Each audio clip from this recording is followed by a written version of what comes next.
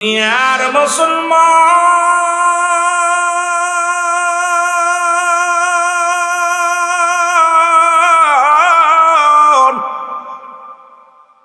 পৃথিবীর মধ্যে তিনটা বিপদ, নাম্বার ওয়ান হলো মানুষের মরণ।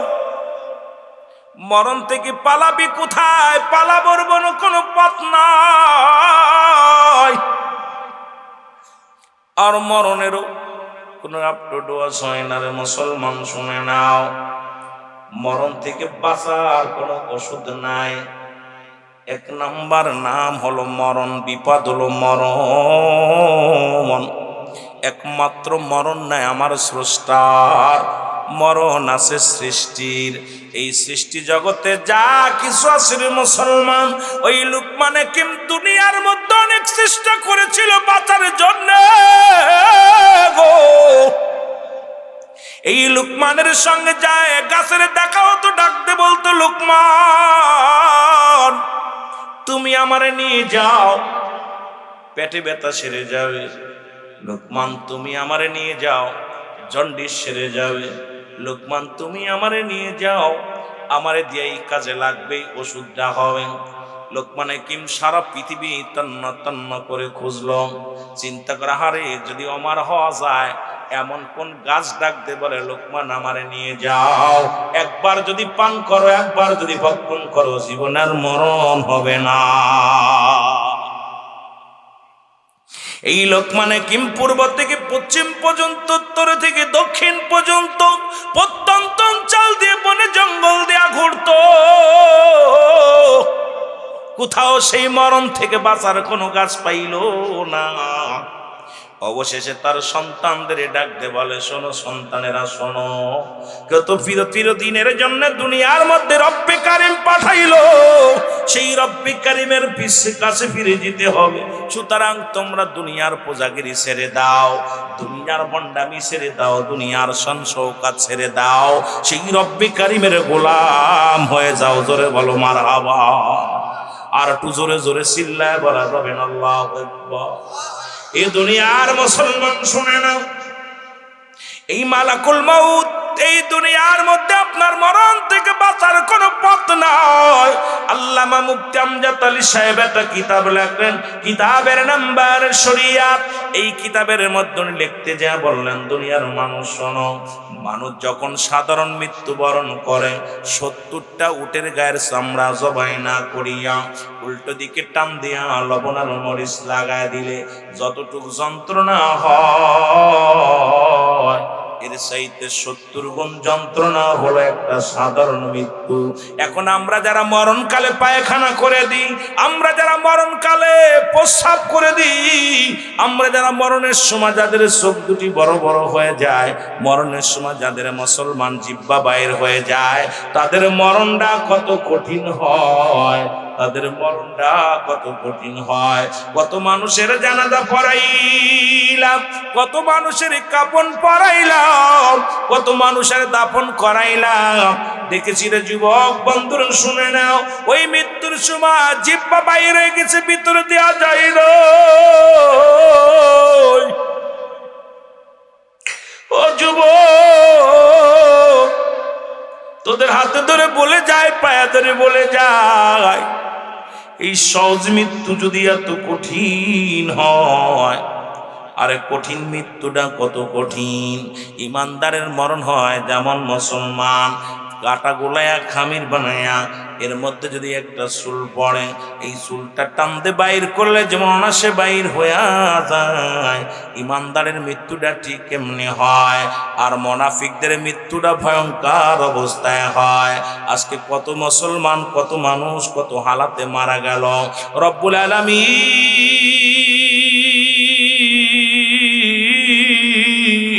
ওই মরণ থেকে আমাদের বাঁচার মতো পথ নাই।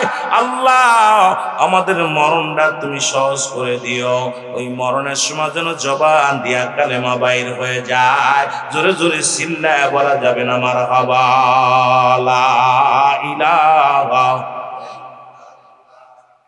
আরো জোরে লা ইলাহা, মহব্বতে লা ইলাহা লা ইলাহা ইল্লাল্লাহু মুহাম্মাদুর রাসূলুল্লাহ সাল্লাল্লাহু আলাইহি ওয়াসাল্লাম।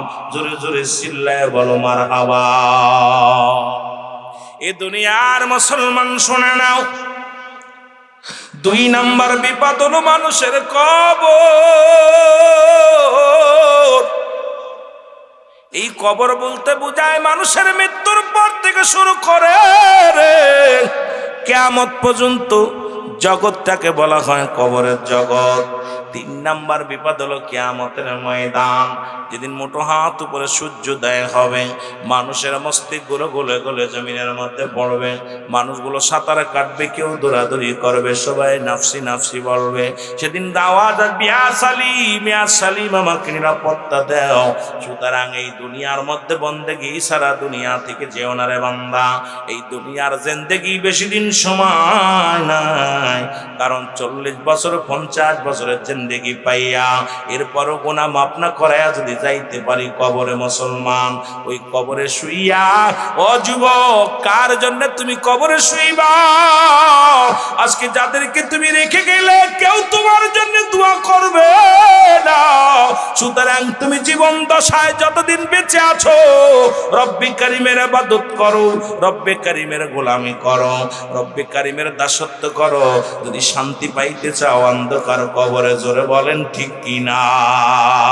আজকে ধরে এই জন্য আমি মাঝে মাঝেই বলি, কার জন্য তুমি সুদ খাও, কার জন্য তুমি ঘুষ খাও,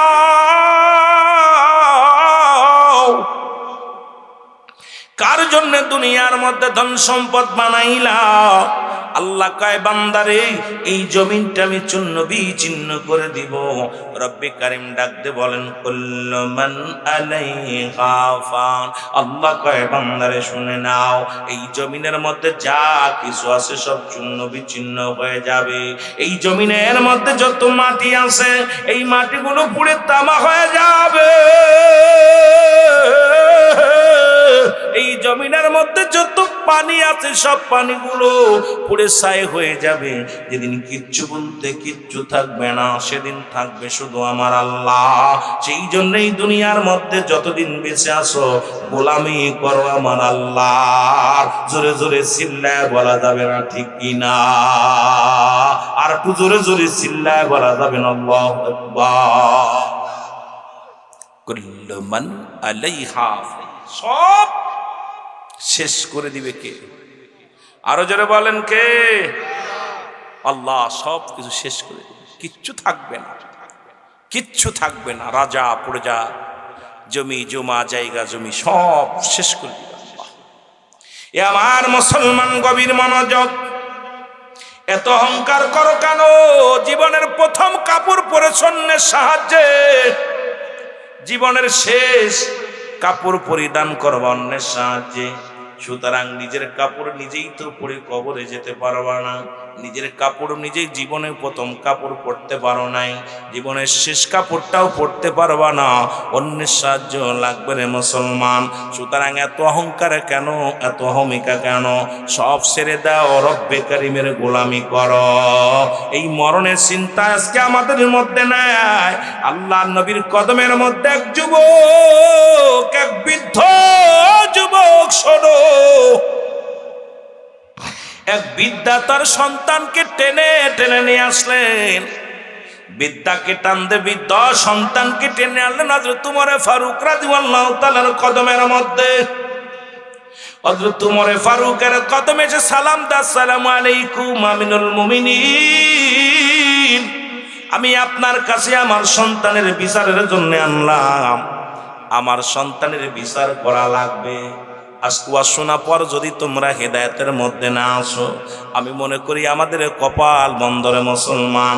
ওই সন্তান তো কাজে লাগবে না, কাজে লাগবে না কারো সন্তান। এমন সন্তান দেখে কিছু দাঁড়িয়ে প্রস্রাব করে, নামাজও পড়তে পারে না। 3টা জিনিস কাজে লাগে। নাম্বার 1 নেকামল, নাম্বার 2 হলো সদকায়ে জারিয়া, নাম্বার 3 নেককারা মুসলমান নেককার সন্তান। এমন সন্তান রেখে যাবে যে সন্তান তোমার কবরের পাশে দাঁড়ায় বলবে রব্বির কামা রব্বায়ানি সগীরা। বলেন রব্বির গামহুমা কামা রব্বায়ানি সগীরা। এ মুসলমান, কথাগুলো বললে অনেক কথা এসে যায়। আজকে যে সমস্ত বাবা মা দুনিয়া থেকে বিদায় হয়ে গেল, সন্তানের উপরে 14টা হক ছিল, এই হকগুলো আমরা জানিও না, বাবার হকগুলো আদায় করি নাই।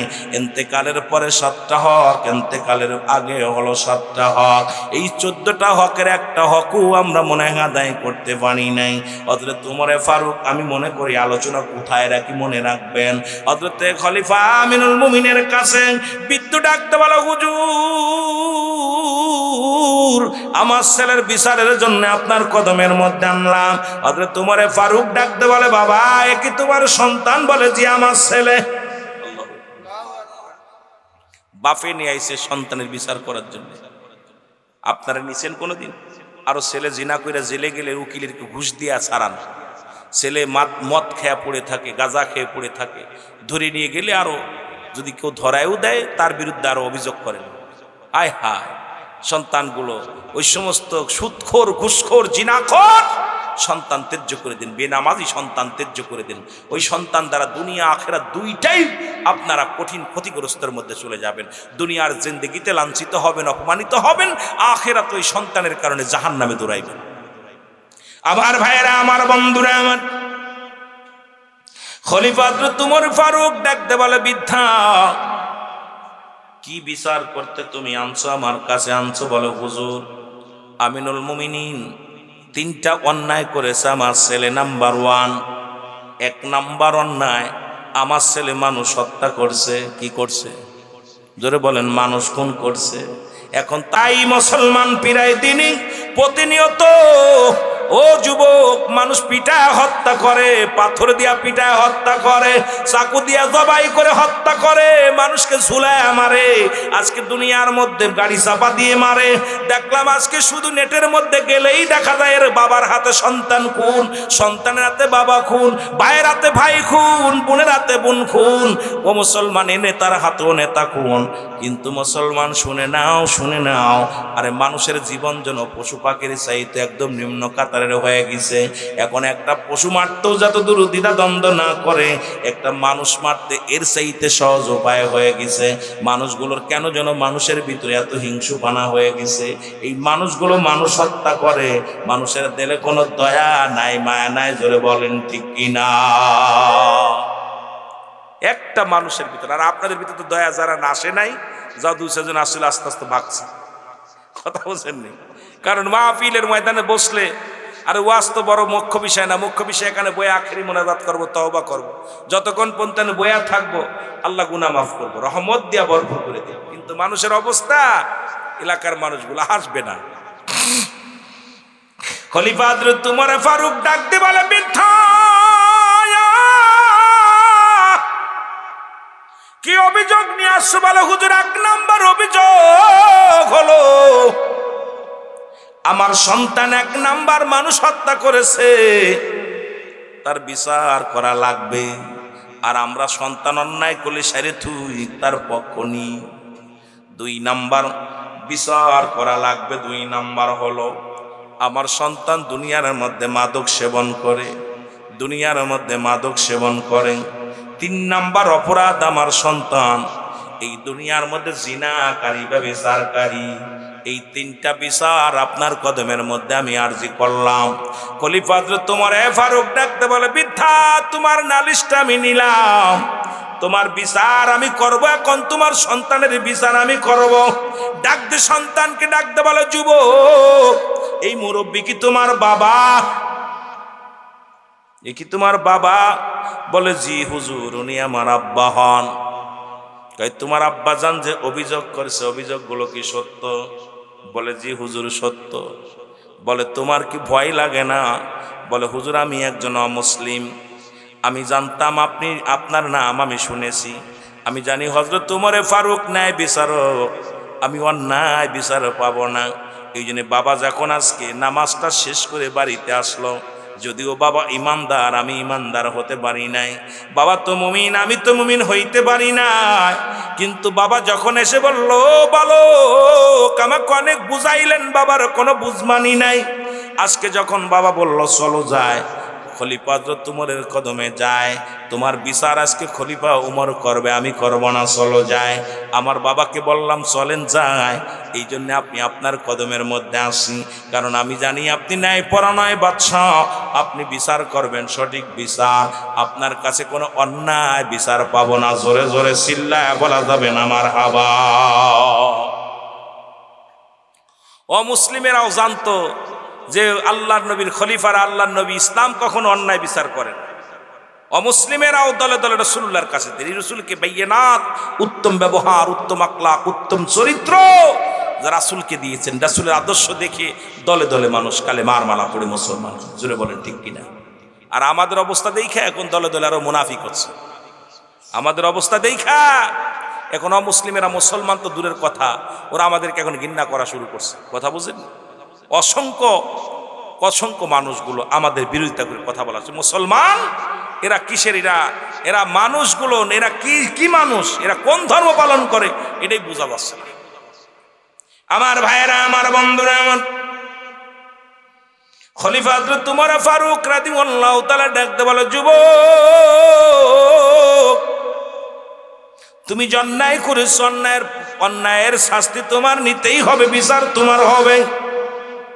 তুমি কি জিনা করছো? বলে, জি হুজুর, আমি জিনা করছি, আমি জিনা করছি। কয়, তুমি কি জিনার বিধান জানো? কয়, না জানি না।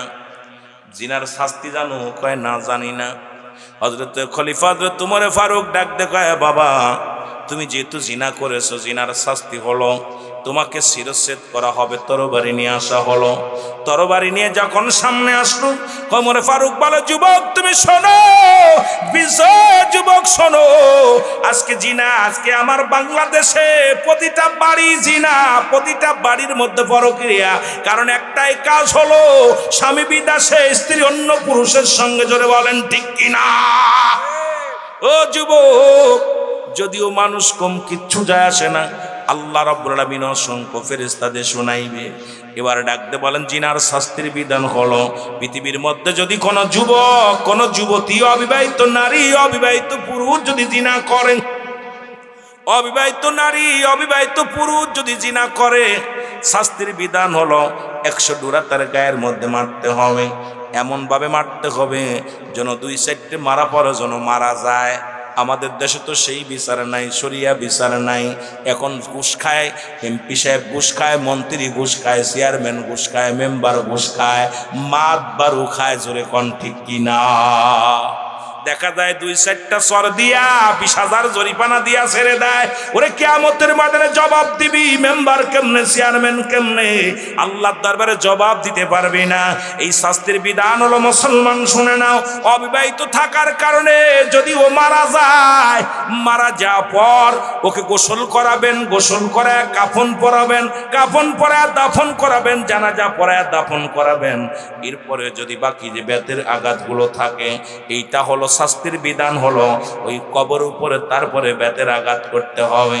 একটা বিচার যদি আজকে আপনাদের এই জেলার মধ্যে হতো, একটা বিচার যদি মুসলমান শুনে নাও এই বাকরাবাদের জমিনের মধ্যে হতো, আল্লাহর কসম আমার দেশের যুবকগুলো জিনা করার সাহস পাইতো না। জোরে বলেন ঠিক কিনা?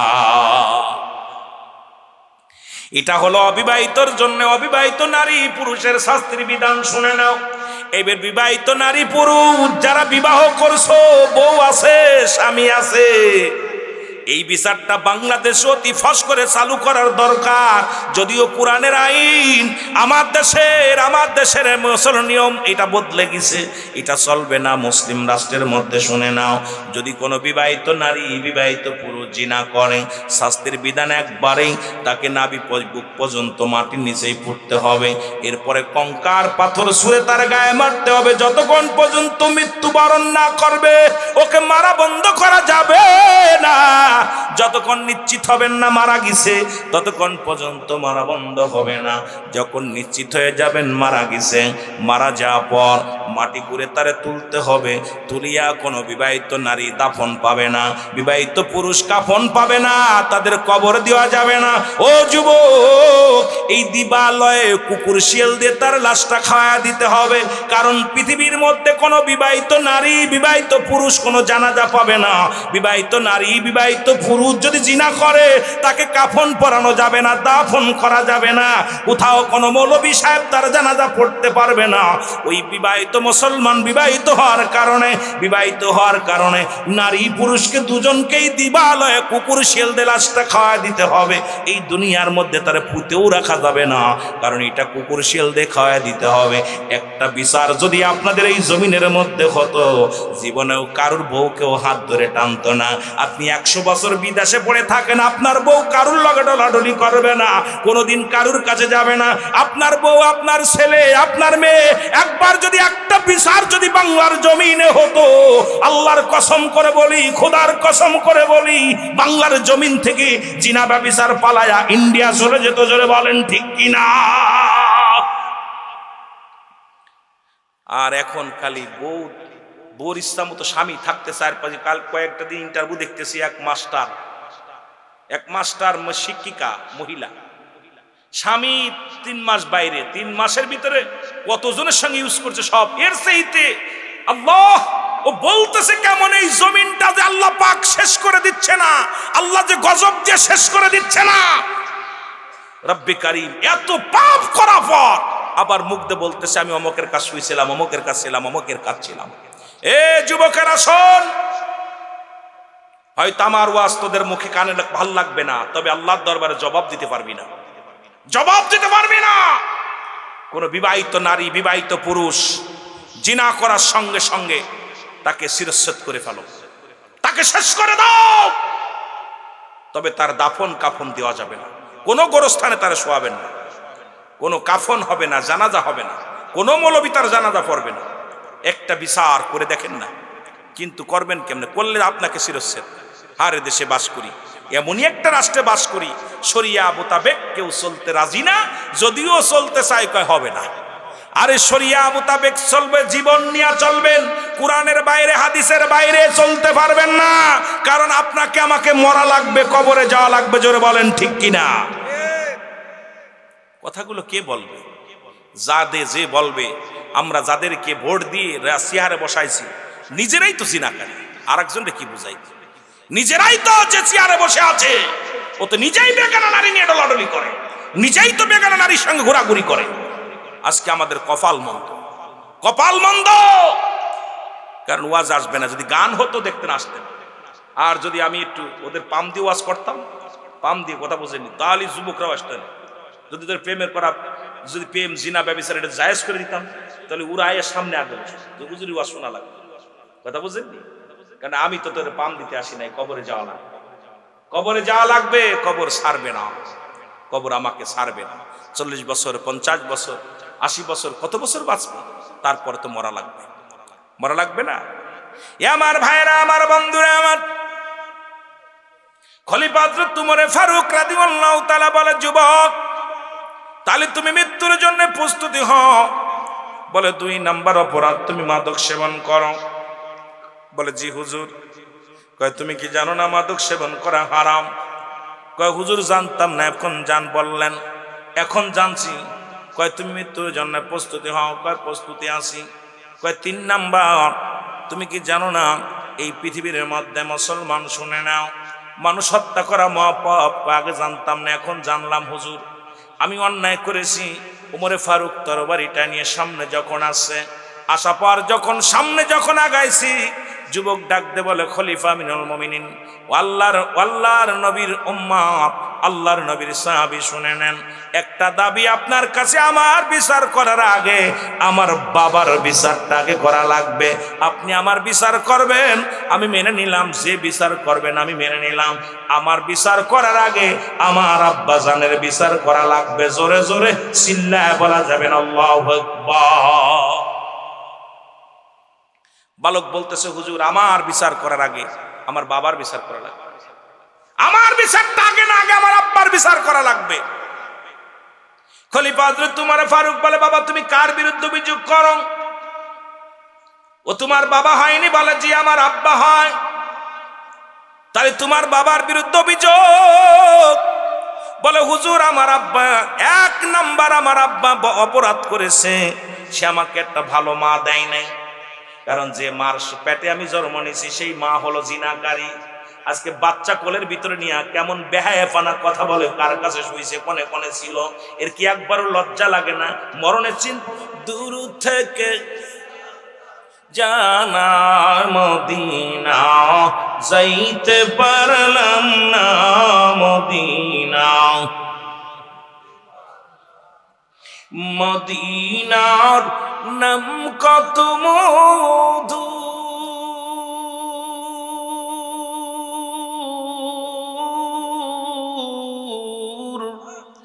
মদিনা অরজে কত দূর,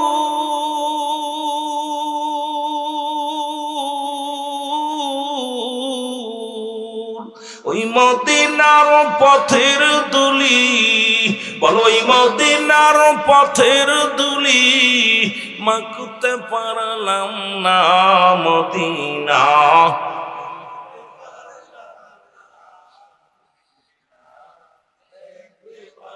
আরো জোরে জোরে বলেন, মদিনা যাইতে পারলাম না মদিনা। আমি অসহায় তাই এত দূরে রই, বলো অসহায় তাই দূর থেকে সালাম জানাই, বলো দূর থেকে।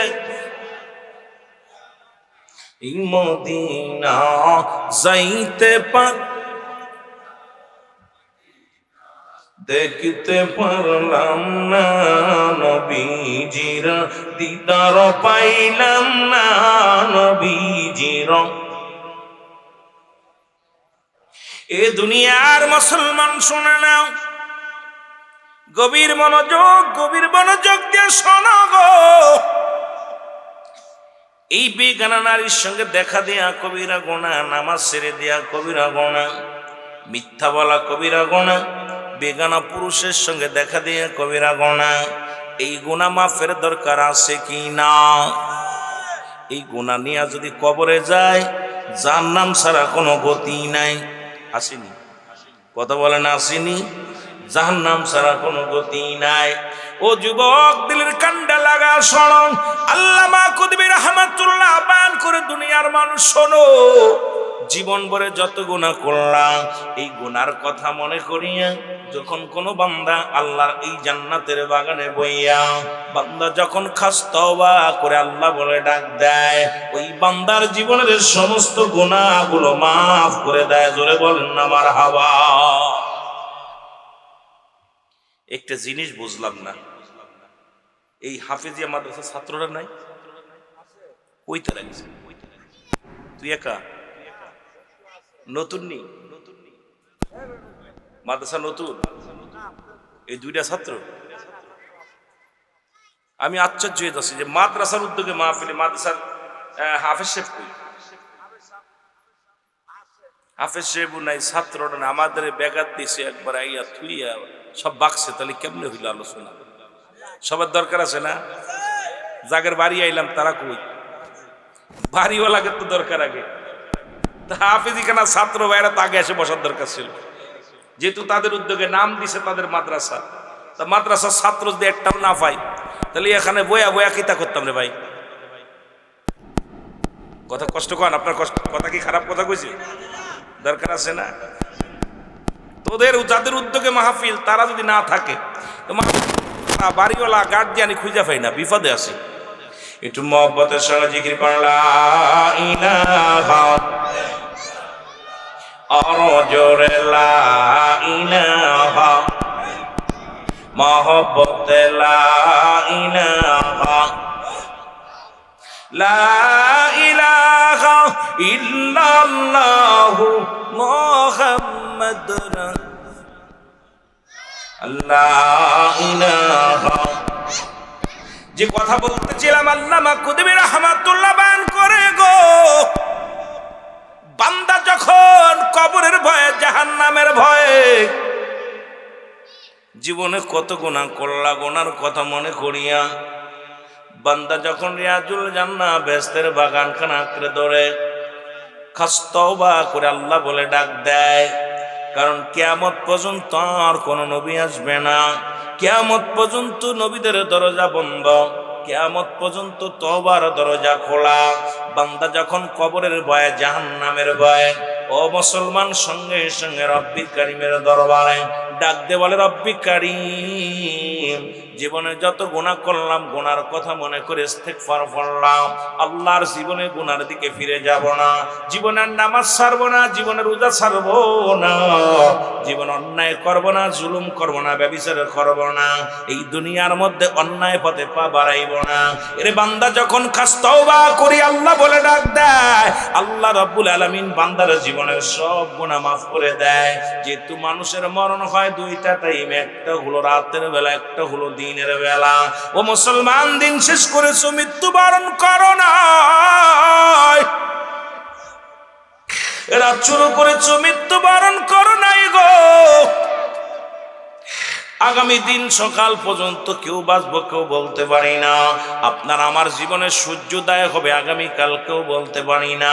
পৃথিবীর মধ্যে আসার একটা সিরিয়াল আছে, যার কোনো সিরিয়াল নাই। দেখা যায় বাবা জিন্দা, সন্তান দুনিয়ার মধ্যে নাই। আরে দাদার কাঁধে বাবার, দাদার কাঁধে নাতির লাশ, নাতির কাঁধে দাদার লাশ, বাবার কাঁধে সন্তানের লাশ, সন্তানের কাঁধে বাবার লাশ। ও যুবক, খুব খেয়াল করবা যুবক বন্ধুরা, শুনে নাও, কারণ যে কোনো মুহূর্তে মালাকুল মউত আসতে পারে রে। মরণ থেকে বাঁচার কোনো পথ নাই, মরণ থেকে বাঁচার কোনো পথ নাই। যেহেতু এই জন্য আমি আপনাদেরকে বলবো, যেহেতু দুইটা টাইমে মরণ হয়, একটা হলো রাতের বেলা, একটা হলো দিনের বেলা। দিন যেহেতু শুরু করলাম, মৃত্যুবরণ করি নাই, রাত কাটবে না বলতে পারি না।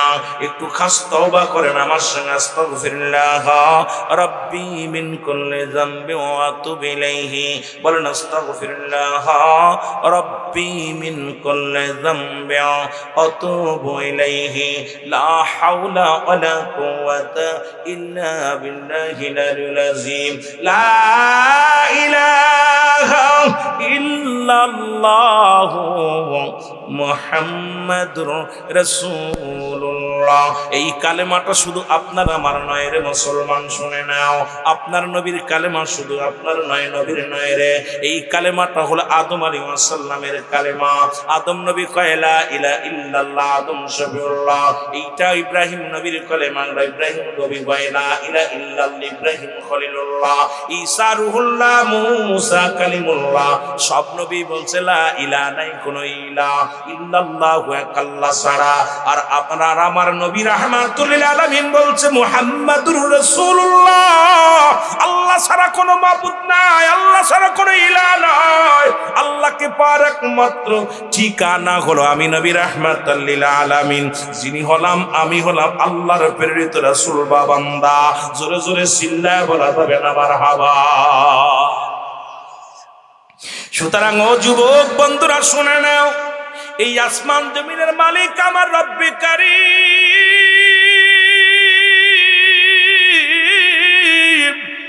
আল্লাহর নবীর এক সাহাবী হযরতে সালাবা রাদিয়াল্লাহু তাআলা, মারহাবা, উনি রাসূলের পাশে নামাজ আদায় করতেন।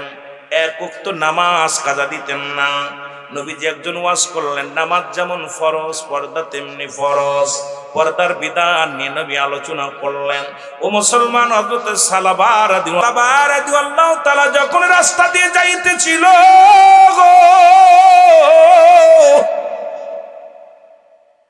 হঠাৎ জোরে একটা বাতাস আছে, প্রচন্ড বেগে একটা বাতাস আসে। বাতাস আসিয়া ঘরের মুসলমান ওই বাড়ির পর্দা সরে যায়। আর ওই ঘরের মধ্যে একজন গোসল করতেছিল। গোসল করা অবস্থায় হযরতে সালাবা রাদিয়াল্লাহু তাআলা দেখি ফেললেন।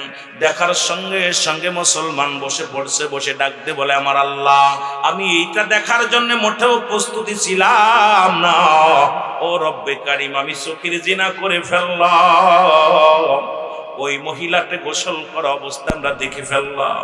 আইরে যুবক, আজকে বাংলার জমিনে শুধু চোখের জিনা, শুধু মুসলমান শোনো শোনো গো, আজকে শুধু এই দুনিয়ার মধ্যে লজ্জাস্থানের জিনা নয়, আজকে চোখের জিনা সবচাইতে বড় জিনা। আজকে পর্দার কেন বিধান হয় না? এগুলো মানতে হবে, জানতে হবে, এটার আইন চালু করতে হবে বাংলার জমিনে। যেহেতু বাংলাদেশটা মুসলিম রাষ্ট্র, এই দেশের মধ্যে ইসলামের বিধান চালু করার দরকার আছে কি না? তোর ভালো লাগে না তুই নাস্তিক হয়ে যা, দুঃখ নাই।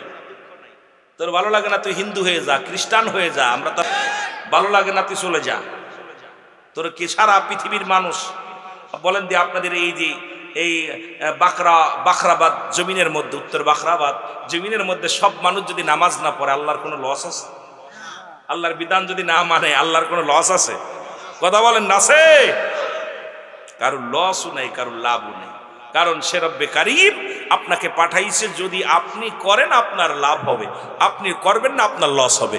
তার কোনো লস লাভ কিচ্ছু নাই। জোরে বলেন ঠিক কি না? এরে মুসলমান, আল্লাহর নবী সালাবা রাদিয়াল্লাহু তাআলা উনি কান্দার বলে, রব্বে কারীম,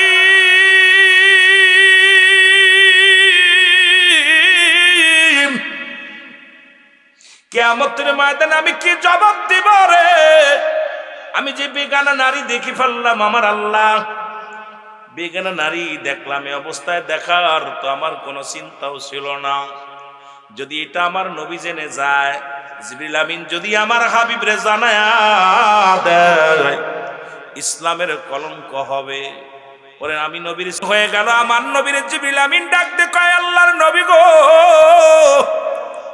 আপনি একটু আপনার সাহাবী যুবক সাহাবী সালাবার দিকে একটু নজর করেন। নবীজি সালাম ফিরে, আসসালামু আলাইকুম রাহমাতুল্লাহ, আসসালামু আলাইকুম রাহমাতুল্লাহ।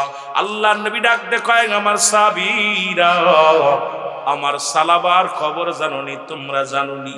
সাহাবীরা বলে, নবী গো,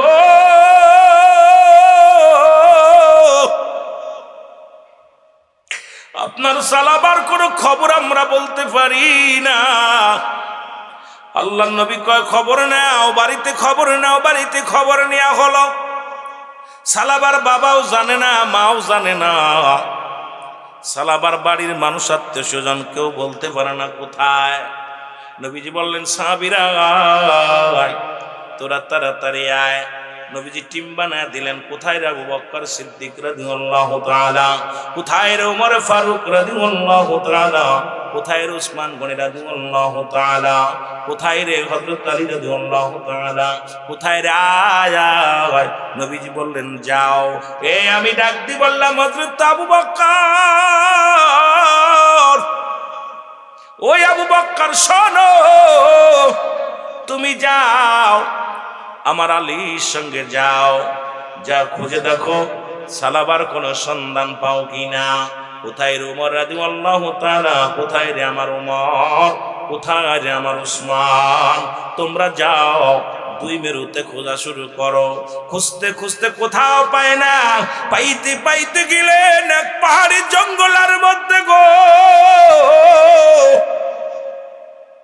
পাহাড়িদেরকে ডাকতে বলে, হযরত আলী রাদিয়াল্লাহু তাআলা ডাকতে বলে, ও বা পাহাড়ি ভাইরা রে, তোমরা কি সালাবারে দেখছো? কয়, সালাবাকে? কয়, আমার নবীর সাহাবী।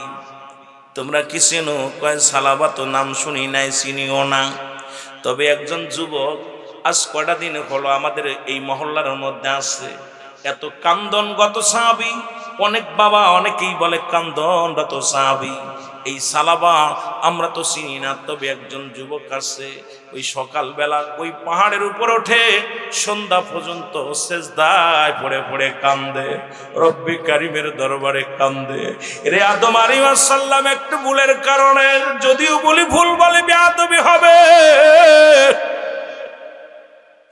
আদম নবী 350 বছর কেঁদে কেঁদে ডাকতে বলে রব্বানা যালামনা আনফুসানা ওয়া ইল্লাম তাগফির লানা ওয়া তারহামনা লানাকুনান্না মিনাল খাসিরিন। জোরে জোরে চিল্লায় বলা যাবে না আল্লাহু আকবার। মদিনা যাইতে পারলাম না, মদিনা দেখতে পারলাম না, মদিনা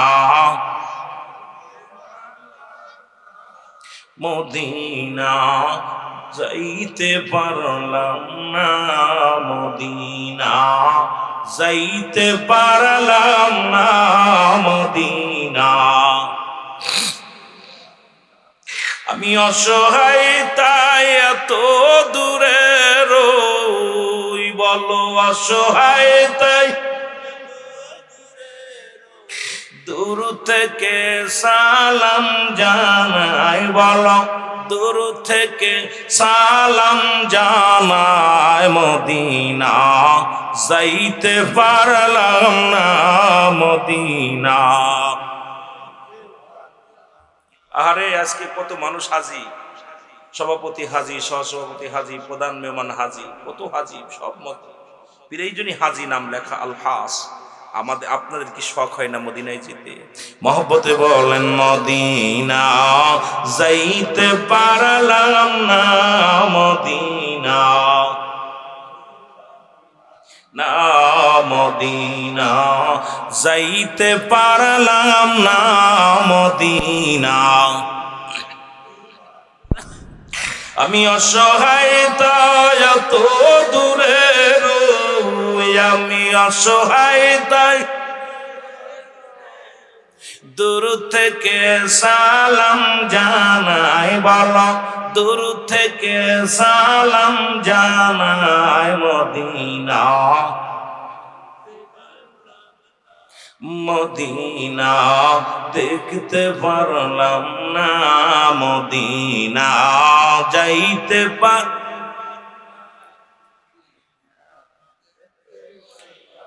মদিনার নাম কত সুন্দর,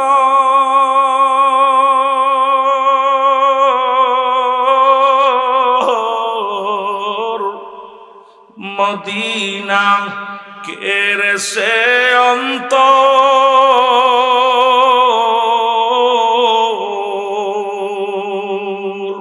এই গরিব দুঃখীর সালাম খানি, গরিব দুঃখীর পৌঁছাই দিও মদিনায়, বলো পৌঁছাই না, মদিনা যাইতে পারলাম না, মদিনা। এ ভাইরা আমার, বন্ধুরা আমার, মদিনার পাগলেরা শোনো, ও যুবক, এইভাবে দিন যাবে না, যে কোনো মুহূর্তে মালাকুল মউত আসতে পারে, যে কোনো মুহূর্তে তুমি ধরা পড়ে যাওয়া। বুড়া হলে মরবা এমন কোনো গ্যারান্টি নাই, যৌবনকালে মরবা এমন কোনো গ্যারান্টি নাই, যে কোনো মুহূর্তে মালাকুল মউত আসতে পারে। যুবক এরে দৌড়ায়া জ্বালাবা হযরত আল্লাহর নবীর সাহাবী হযরত আলী রাদিয়াল্লাহু তাআলা ডাকতে বলে, ও রাখালিরা, তোমরা কি দেখছনি? বলে সালাবারে চিনি না, তবে এক যুবক আছে সারাদিন ভরে চোখের পানি ছেড়ে শুধু কান্দে, কানতে কানতে চোখের পানি পড়ে পড়ে গা হয়ে গেছে, চোখের গোস্তগুলো মুখের গোস্তগুলো খসে খসে পড়া শুরু করেছে। আমরা দেখি আজকে পাহাড়ে উঠতে পারে না, এক পাতিল বকরি দোয়ায়া দুধ দিলাম তাকে, এই পাতিলটা যখন হাতের মধ্যে নিল এত জোরে জোরে কাঁদতেছিল শালা ওই যুবকটা, চোখের পানি আর দুধ একাকার হয়ে গেছে। কয়দিন কাঁদছেন? আমার নবীরা আদম আলাইহিস সালাম 350 বছর কাঁদছে, তারপরে ক্ষমা পাইছে। নবী সাহাবীরা ভয়ে কাঁদছে, আর আমাদের চোখে পানি আসে না, কান্না আসে না। পাপ, জিনা, ব্যভিচার, অন্যায়, জুলুম, সুদ, ঘুষ খাচ্ছে, কোনো ভিতরে কেন যেন একটা অনুশোচনাই নেই, মনে হয় আমাদের এইভাবে চলে যাবে দিন, এইভাবেই চলে যাবে দিন। আরে ভাই, এইভাবে কয়দিন গেছে, কত রাজা মন্ত্রী এমপি মিনিস্টার কতজন আসলো, ফিরাউন নমরুদ যারা খুদাই দাবি করলো তাদেরকে আল্লাহ নিয়ে গেছে। সুতরাং ফিরাউন দাবি করছে আমি নিজেই খোদা, নমরুদ দাবি করছে খোদা, কারণ দাবি করছে সেই দুনিয়ার মধ্যে সবচেয়ে কৃপণ সবচেয়ে কিপটে ছিল কারণ। যে ব্যক্তি কোনোদিন জাকাত দিত না, জাকাত দিত না, কিপটে কম মাল কমে যাবে বলে এমন কৃপণ ছিল, কথা বুঝেননি? জীবনে এত বড় কৃপণ পৃথিবীর ইতিহাসে কারণের মতো এত কৃপণ ছিল না। আল্লাহ এত ধন সম্পদ আল্লাহ তারে দিয়েছিল। এরে কি করছিল জানেন? ও যখন মুসা আলাইহিস সালাম বারে বারে বলতেছিল দিতে, বলতে এটি দিতে বলতেছিল, তুমি দাও, কি দাও? জাকাত দাও, জাকাত দাও। আর তুমি কি পাগল হইছো? আমি জাকাত দিয়া মাল কমে যাইব? মাল আমার কুমার জন্য ভালো বুদ্ধি পাইছো, এটা দেওয়া যাবে না। সবসময় মাজায় চাবি থাকতো কারণের। যখন গজবের মধ্যে পড়লো, প্রথম ওর মাথায় অনেক কারণের ইতিহাসটা পড়লে আপনি খুব মজা পাবেন। হাঁটু পর্যন্ত যখন মাটির ভিতরে ফুইটা গেছে, কয় দাও আমার জাদু করতেছে, যতই জাদু করো কাজ হইতো না, মাল দিতাম না। কথা বুঝেননি? এত ধন সম্পদ ছিল, যার ধন সম্পদ এত পরিমাণ, কারণের সম্পদ প্রচুর পরিমাণ, বিপুল পরিমাণ সম্পদ আল্লাহ দান করেছিল। যখন নাভি পর্যন্ত ফুটছে, কয় যতই জাদু করো কাজ হইতো না। বুক পর্যন্ত কয় না কাজ হবে না, গলা পর্যন্ত কাজ হবে না। যখন ডুবে যাচ্ছে চাবি, কয় যত ডুবাই কাজ হবে না, চাবি আমার মাজার ভিতরে, মাল খুলতে পারত না। গুদম ঘরের চাবি আমার কাছে খোলা যাবে না। অসংখ্য মানুষ ধন সম্পদের পাহাড় করেছে, আল্লাহ দিনের পথে 10টা পয়সা খরচ করতে পারে না। যেটা বলেন ঠিক কিনা? আছে না বাবা? কারণের স্বভাবের মতো ওদের কপালে কবরে চলে যাচ্ছে, নামাজও পড়ে নাই, দান দিয়ানো করে নাই। অনেকেই কবরে যাওয়ার সময় দেখা যায় ওই মরা পর দেখা যায় পাঞ্জাবির পকেটে টাকা, বালসির মধ্যে টাকা, এনেই টাকা পয়সা ধন সম্পদ দিয়া থুয়ে গেছে, সুদে কারবার করছে, সুদের টাকা পয়সা রয়েছে, কিন্তু মরণের চিন্তা ওই ব্যক্তির ভিতরে ছিল না। জোরে বলেন ঠিক কিনা? আমার ভাইয়েরা, আমার বন্ধুরা, আমার আল্লাহর নবীর সাহাবী আবু বকর সিদ্দিক রাদিয়াল্লাহু তাআলা ডাকতে বলে, ও আলী, নিশ্চিত আমাদের সালাবা হবে রে, চলো তাড়াতাড়ি চলো। চলে গেলেন, যায় সালাবারে যায় দেখে সিজদায় পড়ে কান্দে, ডাকতে বলে আমার আল্লাহ, ও আমার আল্লাহ, আমার গুনাহ কি মাফ হয়েছে? আমার গুনাহ আমার কা বানায়া কবরে নিও না আল্লাহ। আল্লাহ, আমার কথা যেন কেউ জানতে না পারে, আমি যে বেগানা নারী দেখে ফেলেছি রে আল্লাহ, এইটা যদি মানুষ জেনে যায় আমি কলঙ্ক হবে, ইসলামের কলঙ্ক হবে। আর পরের মায়া নিয়ে হোটেলে যাও, পরের মেয়েদের চুমা খাও, পরের মেয়ের হাত ধরে টানো, পরের মেয়ের বেগানা নারীর সঙ্গে চলাফেরা করো, পরের মেয়ের সঙ্গে বেগানা নারীর সঙ্গে অফিস আদালত করো, আর বড় বড় ফতোয়া দাও, চলবে না, চলবে না, চলবে না। যেটা চলবে না হারাম, হারামকে হারামই বলতে হবে, হালাল বলার এখতিয়ার তোমার নাই। জোরে বলেন ঠিক কিনা? কোন মৌলবী আমার মনে হয় আল্লাহ না যা ছাড় দেয়, আমরা যে বাস পানে বিলে আমার বিশ্বাস হচ্ছে না। কারণ দেশের উপরে আপনি কোথায় বাইরের গাড়িতে চলবেন, বাজারে যাবেন, এখন তো বাজারে গেলে নারীদের যন্ত্রণায় বাজার করাই বন্ধ। আর বাজারে যাবেন, মাছের বাজারে যাবেন, গোশের বাজারে যাবেন, তরকারি বাজারে যাবেন, কি যে নির্যাতন! এই হিজলে গুলো, এই যুবকগুলো সব হিজলে হয়ে গেছে। হিজলে গুলো এখন বাড়ি থাকে, বাদের জাত সবগুলো বউ পাঠায় মার্কেটে। বউগুলো যারা বউ পাঠায় শরীয়তের বিধান অনুযায়ী, যুবক তোর বোর স্বামী হয় ইবলিস শয়তান। সুতরাং আজকে আমাদের সমাজে কি বলবো, বড় দুঃখ, যে সমস্ত নারী পর্দার বিধান মানে না, পর্দা মানে না, এদের সঙ্গে কোনো চলাফেরার প্রয়োজন নেই। যেটা বলেন ঠিক কিনা? বড় কষ্ট। আজকে একটা বাজান, এখন বর্তমান জামানায় কোথায় দাঁড়ানো, আজকে একটু ব্রাহ্মণবাড়িয়া দাঁড়াইছিলাম, বিবাড়িয়া দাঁড়াইছিলাম গাড়ি সারার জন্য, দাঁড়ানো খোদার কসম দাঁড়াই আছি, মানে আমার চিন্তা করলাম যে এত পরিমাণ নারী, সব বুড়া মানুষ, ভ্যানিটি ব্যাগ পকেটে, বিকাল বেলা চলে যাচ্ছে, কিন্তু এই মানুষগুলো এখনো বাড়ি দিকে ফিরছে না। এদেরকে স্বামী নাই? এই স্বামীগুলো কিয়ামতের মাঝে কি যে লাঞ্ছিত হবে, কি যে মানুষের সামনে লজ্জিত করা হবে, জাহান্নামের নিম্ন স্তর তাদের জায়গা দিয়ে দিবে। সবচেয়ে বড় কষ্ট, এই স্বামীগুলো সব হিজলা হয়ে গেছে। আজকে বউদে যারা মার্কেট করে, বউদে যারা বাজার ঘাট করায়, বউ যারা মার্কেটে পাঠিয়ে দেয়, এদের মতো কপাল পোড়া মানুষ আর নাই। আমার ভাইয়েরা, আমার বন্ধুরা, আমার কষ্ট পাচ্ছেন? এরা মোয়াজ করলে আবার লোকজন আজ যাও দূরে একটা আসতে আসবে না। বউ পাগল যারা চিন্তা করে হুজুরি বউ মার্কেট, বউ যদি মার্কেট না করে খাবার হবে না কপালে, জুতার বাড়ি তোদের কপালে।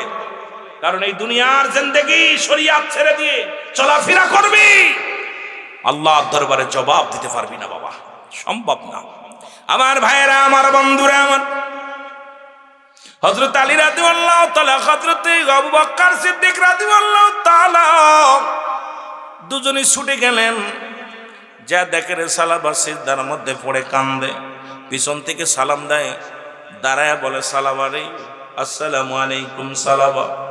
সালাবা বলে আলাইকুম আসসালাম। আপনারা কেন আমার কাছে আসছেন? বলে সালাবা রে, তুমি এই পাহাড়ের মধ্যে কেন কাঁদছো?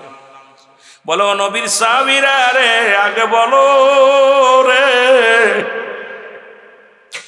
আমার বিষয় কি কোন আয়াত নাজিল হয়েছে? আমার কথা কি আমার নবী জানছে রে? আমার কথা কি আমার নবী জানছে? যদি আমার নবী জেনে যাই রে, আমি কেমনে মুখ দেখাবো? আমি হাসরের ময়দানে আমি আল্লাহর দরবারে কেমনে উঠবো?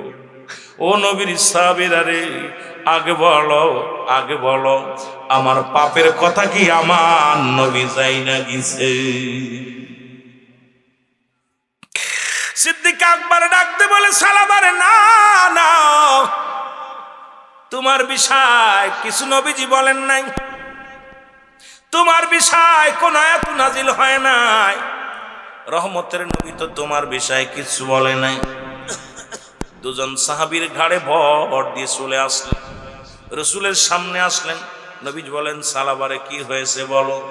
বলে ইয়া রাসূলুল্লাহ, ইয়া হাবিবাল্লাহ, আপনি পর্দার বিধানের আলোচনা করলেন, আর তখনই আমি মসজিদ থেকে বাইর হইয়া বাড়ির দিকে যাইতেছিলাম জোহরের নামাজ শেষ করে।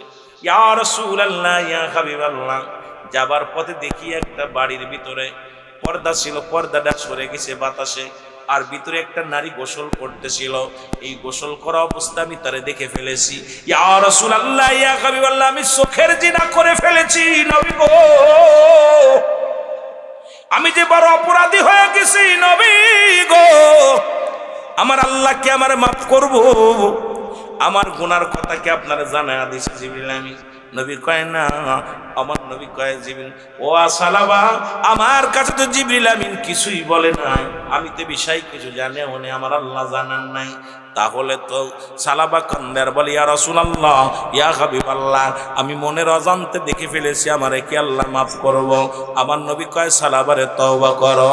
সালাবা তওবা করে আস্তাগফিরুল্লাহ রাব্বি মিন কুল্লি যামবি আতুবু ইলাইহি লা হাওলা ওয়ালা কুওয়াতা ইল্লা বিল্লাহিল আলিয়্যিল আযীম লা ইলাহা।